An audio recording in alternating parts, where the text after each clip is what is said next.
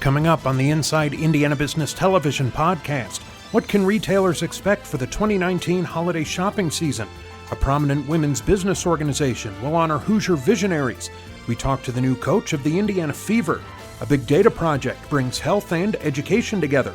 A Division II bowl game is coming to Northwest Indiana. And our insiders take on the good and bad of the week in Indiana business news. Welcome to the Inside Indiana Business Television podcast. I'm Andy Ober. The last few years have left the retail sector with a lot to digest. A strong economy, mixed retail earnings, and some high-profile bankruptcies and store closings. The 2019 holiday shopping season is upon us. Butler University professor of economics Bill Reber joined Inside Indiana Business host Gary Dick to talk about what to expect in Indiana. Despite all the disruption, we'll get to that in a moment, but how do you look? A lot of indicators, employment, wages, all those things seem to point to a pretty positive holiday season. Everything is positive in that respect. If you look at unemployment, say, in Marion County, 10 years ago, it was over 10% during the Great Recession. It's about 3.5% last year at this time. It's under 3% now. Wages are growing about 3% plus throughout the economy. Inflation is under 2%. The stock market is up 17% compared to last year, and more people are seeking jobs. So the purchasing power certainly is higher. And as you look statewide, a manufacturing state like Indiana, which has manufacturing is done pretty well, albeit Cummins with a big layoff announcement here toward the end of the week of 2,000 jobs. But with manufacturing and employment at stronger levels, that bodes well, I would think, for a state like Indiana. Especially manufacturing. Yeah. And you go 10 years ago, somewhat over 400,000 jobs in manufacturing. It's over 500,000 now. And stabilizing. Now, one concern is the international environment and the effect of currency values. So, for example, the dollar has appreciated against the euro and the Chinese yuan. So all else equal, that would have meant lower prices. But of course, we have tariffs at play in those cases. So prices of those goods might be higher. In the case of the Japanese yen and Mexican peso, the dollar has depreciated. So those goods coming from those countries might be a little higher priced. Disruption certainly continues in the retail business. I mentioned the store closings. Given that, who will be the winners, you think, from a retail standpoint, the stores that will do well this season? Well, certainly Amazon. Everyone thinks about Amazon, their online sales, and they have their own brick and mortar stores also. But Walmart and Target, I think, are really in the picture now.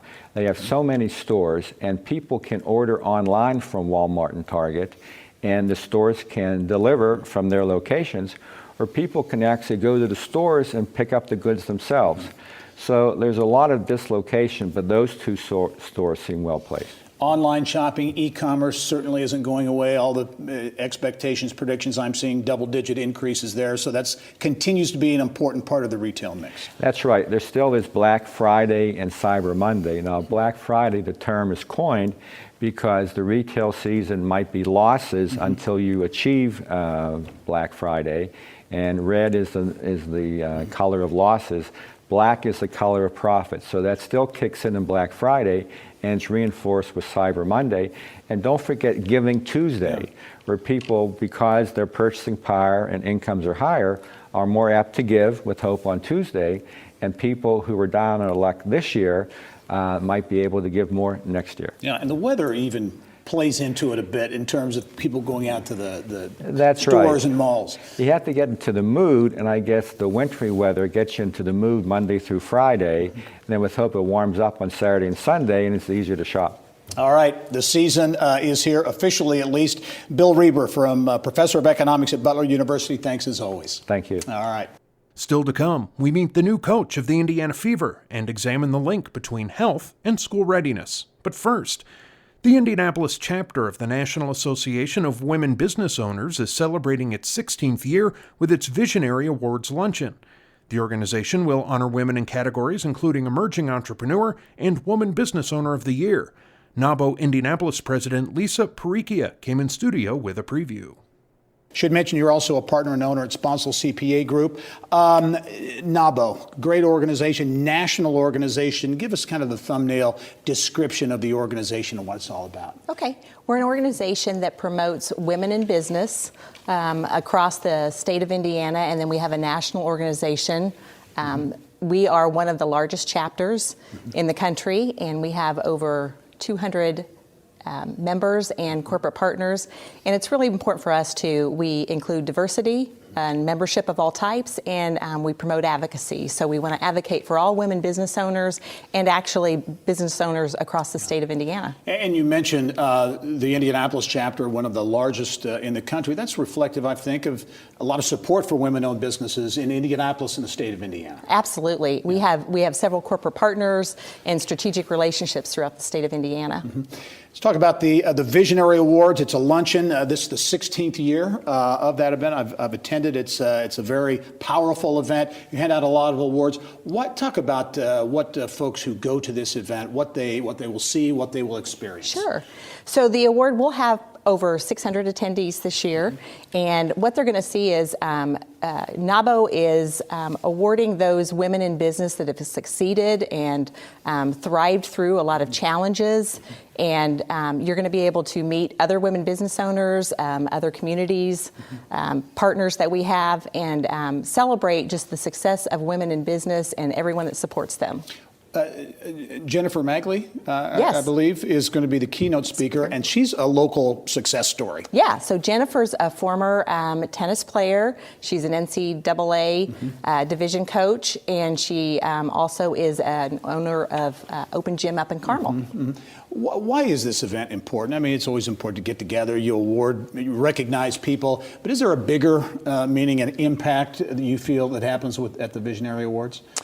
I believe it gives everyone an opportunity to see, our theme this year is unstoppable, and I think it gives everyone an opportunity to see how women can thrive through all kinds of challenges and obstacles and still succeed. And so it's also an opportunity to make new relationships, meet people, and really grow this women-owned business. How would you assess, with your involvement in NABO, kind of the state of women in business in Indiana now, and how that whole dynamic is going? Events like this and Indiana Conference for Women, there are a number of these events that happen now that seem to point to momentum behind women in business. Absolutely. We're one of the fastest growing segments of the market, and so I think, this organization, in conjunction with some of the other organizations, we just continue to educate and connect our women business owners with the right people and doing the right things to continue giving us all the opportunities to build our business. I know the 16th Annual Visionary Awards Luncheon, it is presented by, I think PNC Bank is the headline sponsor there. Can you give folks an idea if they want tickets? Absolutely. So our tickets are on sale on the website. You can go to naboindy.org, and they are on sale till about a week before the event. Yep. And we have tickets available. You can buy tables if you like, or even exhibit tables. We appreciate everyone's support. It's going to be a great event, and you don't have to be a woman business owner to attend the event. Very good. December 12th is the date for the NABO Visionary Awards Luncheon. Lisa Paricchia, thank you very much for joining us. Good luck with the event. Thank you, Gary. Okay. Thank you. Later in the podcast, how does health play into school readiness? And how can we get more talented workers into early childhood education? But now, the Indiana Fever named Marianne Stanley the 7th coach in the franchise's 20-year history. She's a member of the Women's Basketball Hall of Fame and most recently served as an assistant with the WNBA champion Washington Mystics. Stanley joined us to talk about her road to Indianapolis and the future of the Fever. Welcome to Indianapolis. Thanks so much. As I mentioned, you are a big name in women's basketball at the collegiate level, won more than 400 games. You come to Indiana from the Washington Mystics, the WNBA champs. You were coach of the year in the WNBA as well. Talk about a little bit about your background before you got here. I want to get a thumbnail sketch. Well, I've spent a lifetime in basketball. Let's say that. And between college and professional, I've coached close to 40 years in the game. So I had an opportunity as a young person to become a head coach when I was 23. And so I've been coaching in one capacity or another all this time. So, it's a passion of mine. it's something that I just couldn't be more thrilled to bring my resume, myself, my experience here to Indiana and to help the FIBA organization. I'm just tickled pink to be here. Well, you and I were talking off camera, and you mentioned you think about your start in women's basketball. And you talked about Birch Bayh, former senator here from Indiana, and his role in Title IX legislation, which really, enabled a lot of this to take place. Absolutely, Gary. Without Birch Bayh, native son to Indiana, I wouldn't be sitting here. I wouldn't have had the opportunities in my lifetime as a college player and certainly as a coach to feel like there's an equal playing field. And so I think part of what's important in my coming to Indiana is the respect for the history of the game and the respect for the fact that we owe a debt to all the young ladies in the state of Indiana to provide a team that they can be proud of, one that they can follow with enthusiasm. And so I give a nod to Birch Bayh and all he did to change the landscape for women in sports. There is a lot of enthusiasm and passion behind FIBA basketball. The record on the court the last couple of years hasn't been what was wanted, I'm sure. What do you see as opportunities for the team on the court as you get into this new role? Well, as I looked at the team and kind of evaluating this opportunity, I was struck by several things. First of all, you have a good core group of people, good core group of players, very talented, some young players mixed in with some veteran players. And I think there's just an immense ceiling, an opportunity to just keep getting better and better. And knowing the history and the legacy that is here, of course, that connection with Tamika Catchings as a player. There's a history of championships here at Indiana. You won a championship in 2012, went to the finals in 2015. It's not that far removed. And so the challenge is to take this young group that finished last year strongly. They finished the last 13 games with a 7-6 record, so they're on the upswing, and to help them build a winning culture, a championship culture and chemistry. And I couldn't be more thrilled than to be the new head coach. How important is organization? You mentioned Tamika Catchings. She's expanding her role to become GM of the FIBA. Allison Barber, the CEO. How important is that organizational structure to success? Well, it was vital to my coming here. When I came to Indiana, from afar, I've always had a tremendous respect for the organization and what I thought was here. But when I visited, I was immediately struck by the passion and the commitment of both Tamika and Allison on the basketball side of things, but also of the Simon family. I'm tremendously impressed that the Simon family has invested in girls and women and women's professional basketball here in Indiana. And I couldn't be more thrilled than to be a partner with Steve and his family and Rick Fuson to represent the Indiana FIBA and to take this next chapter in the exciting book of Indiana FIBA basketball. All right, Mary Ann Stanley, welcome, the 7th head coach of the Indiana FIBA. Welcome to Indianapolis. The FIBA, by the way, will be playing Hinkle Fieldhouse for the next 3 years. December 11, right? An event coming up? That's right. December 11th, Hinkle Fieldhouse. Catch that. Mary Ann, thanks, and welcome to Indianapolis. Thank you, Gary. Remember, you can catch Inside Indiana Business Television on stations throughout the state every weekend. Head to InsideIndianaBusiness.com to check listings. Still to come, more focus on the importance of early childhood education, and Northwest Indiana prepares for a Division II bowl game. But first, a few years ago, the Paramount Schools of Excellence in Indianapolis realized that students who visited the school nurse more often had lower academic outcomes. That led to the Paramount Health Data Project, aiming to bring the health and education sectors together. Paramount Schools of Excellence CEO Tommy Reddix and independent researcher Dr. Addie Angelov spoke with Kylie Valletta in the Business of Health. Tommy, let's start with you. This interesting connection that this project has uncovered between school nurse visits and academic performance. Yes, thanks. I think academically, really all around the state, our schools really care about taking care of the whole child.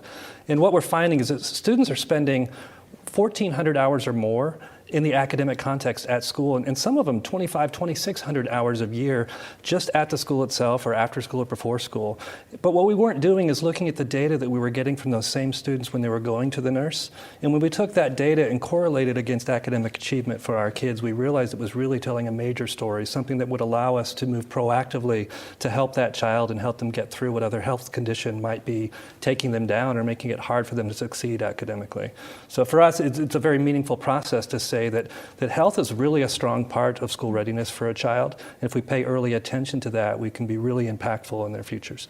And Dr. Angelov, you've been doing some research for this project about 10 years now, and you say one of the most important points of this project is that it really lets schools be proactive. Tell us about that. Yeah, schools are federally mandated to have what we call MTSS, or multiple tiers of systemic supports in place. And so every school has to have these things. And it's really a process in place where schools review data to see what's going on with a child so that we can intervene appropriately. When we started adding information or one piece of data around the social determinants of health from our nurse's office, we found that we were able to intervene much faster with kids. So we were able to be more proactive, more strategic, and more focused in the interventions that we're giving kids, and we were able to see a change in their academic performance based on our ability to intervene earlier. So interesting. And Tommy, you're wanting to take this project to other schools. Tell us about how you hope to expand it in the future. Sure. We really feel like if this is truly moving the needle for kids, and it isn't something that should be happening in a silo, if we are paying attention to data and doing a good job with cross-sector data sharing between health and academics, this should be something that multiple schools or multiple regions, even the whole country, should be able to take advantage of. For that reason, we've spun this up into its own organization called the Paramount Health Data Project, and we're really wanting to pilot this in more areas around Indianapolis. Already we're serving a Pike Township school, we're serving a rural school in Mady's Community Academy, we're serving our 3 Paramount schools, which gives us a really large statistical workforce to look at and study and prove that this research is very, very significant, and that if schools can interact on behalf of the child with their health data in mind, that we could really make great change, and we can really apply some, like we said earlier, needle-moving supports for children as they move forward in life and through their educational careers. And Dr. Angelov, you said you talk to a lot of people and they hear about this and they get afraid of all the policy involved and intimidated, and it just sounds too complex, but you say it's not. Right, absolutely. I mean, a lot of people forget that the Department of Education and the Department of Health and Human Services came out of the Department of War right after the Depression. We knew that our population had to be literate and strong and smart and all of those kind of things. And so where education has historically been private or public and healthcare has always been private, you also have all these policies, HIPAA, FERPA, IDEA, all of these things. And so what we've been able to do is do a crosswalk across those 2 policies to make sure that we're adhering to both sets of policies. We're following the confidentiality, all of the data mining things, everything that you would need to do to adhere to both. We have families sign off on waivers, and we have all of those pieces in place. And we work with the Rooney Foundation. They're a fantastic nonprofit that works for schools around data. They've been great at helping us de-identify everything and make sure that we're really getting at those pieces so that we're working with the policy instead of against it. And Tommy, just a few seconds left, but as a closing remark, tell us how important is the school nurse? It's different than what we thought it was. I think we radically undervalue nursing in our schools, and it can impact a child, what we're seeing statistically, up to 10% academically through their calendar year, especially our students at risk who are at a 10% higher risk than their peers when they're having health issues. And so that nurse, like we would see a school counselor or a dean, should have equal weight in that academic process for the child and can really play a part in the whole school culture. All right, well, Tommy, Dr. Angelov, thank you both, and good luck as you expand the program. Thank you. Later in the podcast, the America's Crossroads Bowl is heading to Northwest Indiana, and our panel of insiders takes on the top business stories of the week. But now, high-quality early childhood care and education is essential for Indiana's present and future. But one of the biggest challenges is getting high-quality preschool teachers and caregivers to fill openings. Early Learning Indiana President and CEO Maureen Walker talked about a new effort to close that gap in our Eye on Education segment. So much talk about early childhood learning, early childhood education, big issue in the business community. A lot has happened, some at the State House, some elsewhere, a lot more to go, I know. Give us the state of early learning, if you will, in Indiana. Absolutely. You know, early childhood education operates in a really unusual place in the ecosystem of a community. It has an important impact on economic development. It's sort of an essential ingredient to a thriving neighborhood. And then we know that it has a multi-generational impact on the families that it serves. And so we've seen just increased emphasis across Indiana on the importance of early learning opportunities and making sure that all families have access. Talk about the role of Early Learning Indiana in that process. Sure. Give us a little thumbnail of the organization. Sure. So Early Learning Indiana has been around for 120 years. We're celebrating a birthday as we speak. And our organization really does a couple of things. First of all, we operate 9 early learning centers in Marion County where we serve about 1,000 children a year. And then in addition, we spend a lot of time sharing what we know with other providers, helping them improve their practice, and then lastly, working sort of at the systems level to make policy and other change. I want to get to the program I mentioned in the intro in a moment, but the economic cost of inefficient or poor early learning outcomes, if you will. You put an economic cost to Indiana on that. We did. So we did a study last year and found that about $3 billion of economic impact for lack of access or problems with accessing early care opportunities throughout the state of Indiana. And that comes through a couple of things: direct costs for employers, loss of economic activity, and then ultimately loss in tax revenues as well. All right, talk about this workforce program partnership, I think, with the Fairbanks Foundation. That's exactly right. Are pretty excited about. Yeah, so the Richard M. Fairbanks Foundation partnered Ascend Indiana and Early Learning Indiana to really think about this workforce challenge. So as you mentioned in the opening, one of the biggest barriers to access is actually having a qualified workforce to provide the services. And so what we know is that there is a projected shortfall, and we certainly experience it within our own centers as well. So we've thought about how do we innovate our way out of this problem? How do we kind of go back to brass tacks and think about preparation models? And so what we are designing is a more competency-based, job-embedded approach that will really speed up time to productivity and help to make sure that we've got a more sustainable workforce. How can businesses, because a lot of businesses already engaged in this issue, right. But what can businesses do to get involved? You're exactly right. We have some giants in this community like Eli Lilly and PNC, IU Health, and others who have been very engaged.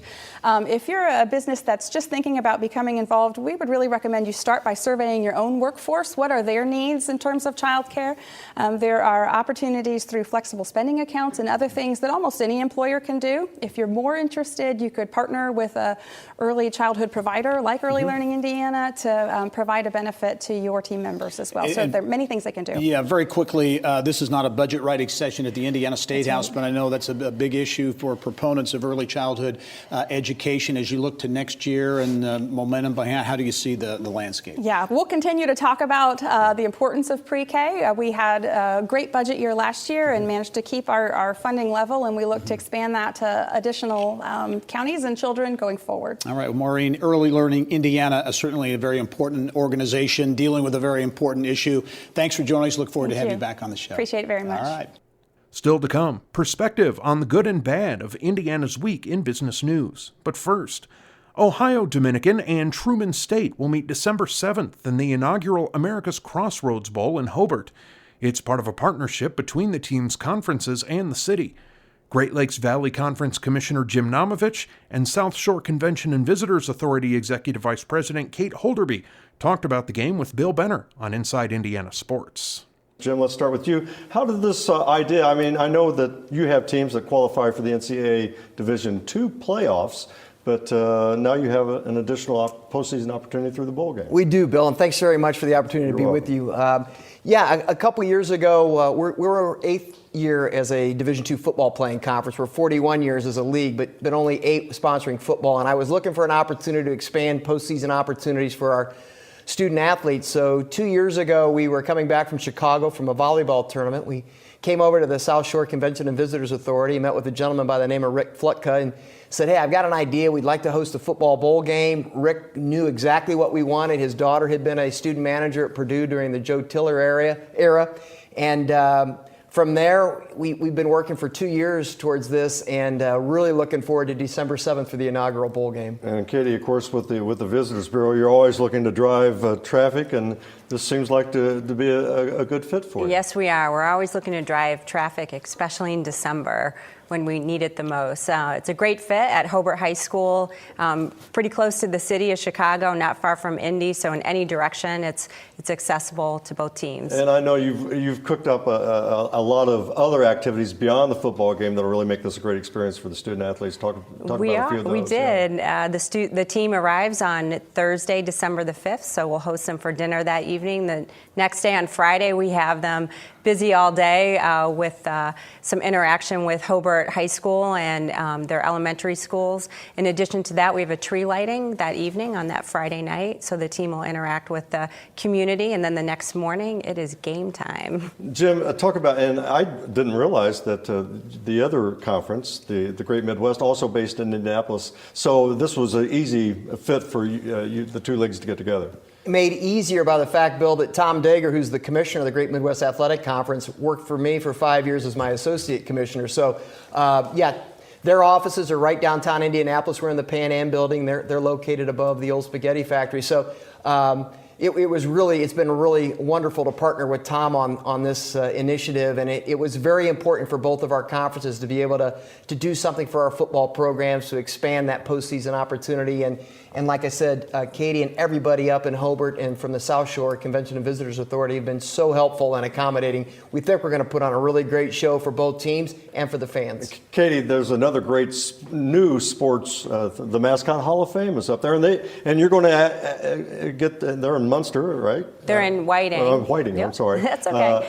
But you're going to interact with the Mascot Hall of Fame and make them part of the game. Yes, they opened a year ago, and we're going to include them in the game. So Reggie, the mascot from the Mascot Hall of Fame, will be out in the stands, and then during the halftime show, he'll be playing with some other mascots and entertaining the fans. In addition to that, we'll have some local bands playing, and I think that Truman is going to have their band as well. They are. And you got Jim Corneliuson, the famous Jim Corneliuson. Jim Corneliuson is singing the national anthem. He opened for the 100th anniversary of the NFL this year, the Bears against the Packers in Chicago. So we're really looking forward to seeing him. As we wrap up, if people whomever want to make the trip, how they learn about more game information? Yeah, so head to americascrossroadsbowl.com for ticket information. We'll have ticket information as well as any information on hotels, restaurants, packages that families, teams, those interested in the game can come to. We'll also have wearables on there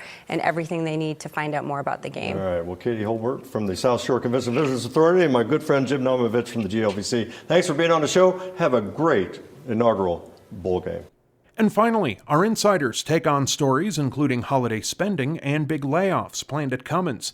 This week's panel includes Business Furniture CEO Mary Beth Oakes, Butler Professor of Economics Bill Reber, and Vox Global Managing Director Mike Marker.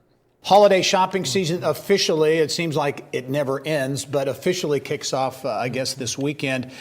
Bill, as the economist here, you have, I think, a pretty positive outlook in terms of spending this season. Well, if you look at the employment in Indianapolis, Marion County, Indiana, it's very strong. You go back 10 years during the Great Recession, Marion County was over 11% unemployment.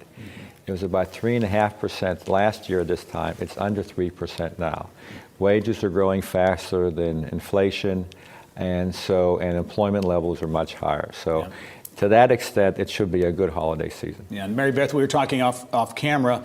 You just returned from Chicago. You were on Michigan Avenue, and you said there were a lot of shopping bags. Oh, there were. I was in Chicago this past weekend for the Festival of Lights, right? So the sidewalks were packed with shoppers with lots of shopping bags, and the malls were full. And I thought what was interesting, they were not waiting for Black Friday. The Black Friday promotions had already started, so I saw tons of sales, 40% off, 50% off. Yeah. So if that's any indicator of retail performance, it's looking very strong. Yeah.